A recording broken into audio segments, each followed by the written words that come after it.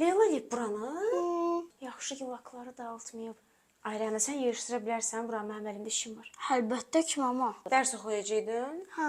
Bir dənə yığışdır, ya istəyirsən onda mən yığışdım, sən oxu. Yo, mən özüm yığışdıraram. Yaxşı. Ah, Leyla. Orada dərsimi çalışım. Deyəm, biraz sənə kömək edeyim. Oy, sonra gedim. Buranın qapısını kilitləməmişdin. Yox, mən aradan bilim. Bura yiyəcək Leyla. Mama, artıq sən get, mən özüm eləyəcəm. Sənin işlərin var. Yaxşı.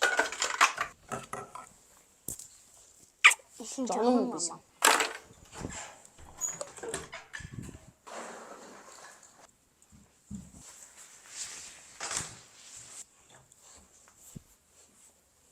Ne kadar şey var.